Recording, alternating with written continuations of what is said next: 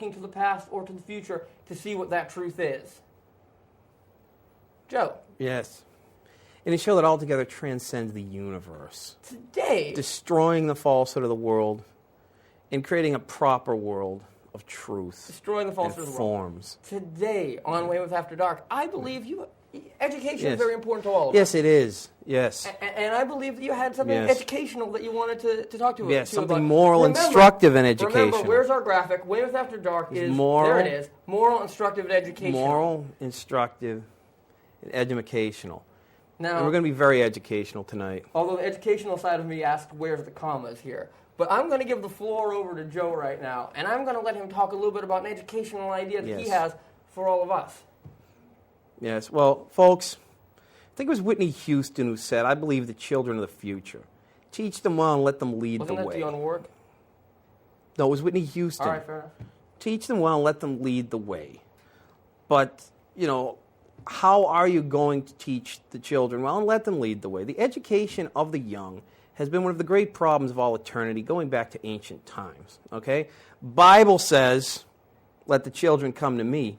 But the kids are saying back to the Bible, not speaking my language, pops.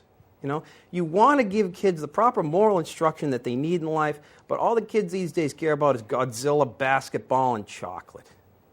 So what are you going to do to make the kids listen to the Bible so they can get themselves the proper sort of moral foundation for the rest of their lives?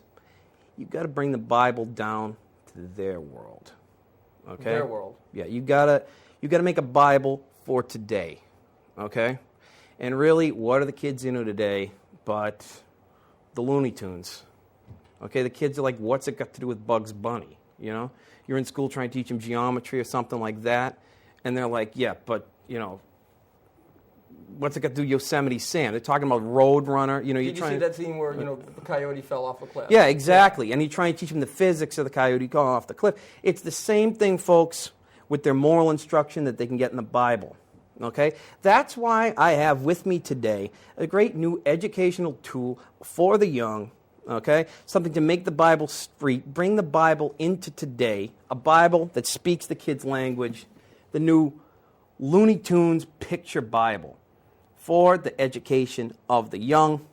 At last, classic animation combines with theology in a new Bible that speaks the kids' language. It's like the Looney Tunes are updating the Bible. It's not unlike, back when the Looney Tunes were updating the Looney Tunes, when everybody was wearing them T-shirts with Bugs and Daffy and all them wearing backwards pants and baseball caps, being all gangster like they was in Crisscross or something. Well, this time they're not in Crisscross. They're in the Bible. Okay, the Looney Tunes Picture Bible. And I actually have with me today some illustrations from the Looney Tunes Picture Bible that we can have a look at. Okay, it's a familiar Bible story, but it's told with the characters of the Looney Tunes, so you can try and guess exactly what it is. It's a little Bible story that I call The Suffering of the Succotash. Let's see some of those pictures. There we go. Yes, let's see some of the pictures from the Looney Tunes Picture Bible describing the suffering of the Succotash. Okay. Well, there we see Bugs betrayed by a kiss in the Garden of Yosemite. There's, did it cost to betray Bugs? Well, probably, I don't know, a cat's phone number or something like that. Phone up a couple of cats. But betrayed by a kiss in the Garden of Yosemite. Let's see the next picture. Bugs was then arrested and sentenced to death. He's on trial. Yeah, he was on trial for his life, and they said, killed the wabbit. Oh. You know what I'm saying? The Martian. Yeah. Thumbs down. Yeah, he's SBQR. And I should point out again, folks. Bugs is gone. Yeah, Barabbas, well, in this case, it was more like, I don't know.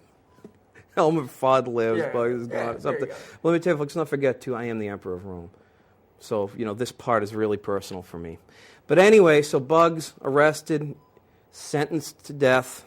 3 days later, when they went to find him in the tomb, let's see the next picture. 3 days later, when they went to find him in the tomb, they found the tomb empty. Now, hold on this picture for a second.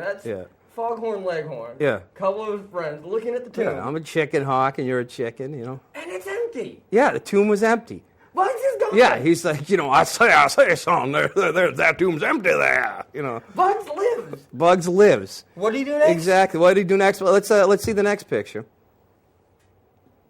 Okay, so he runs to tell this news to the rest of the Looney Tunes and Merry Melodies. I say it's not a joke, son. Bugs live. Bugs lives.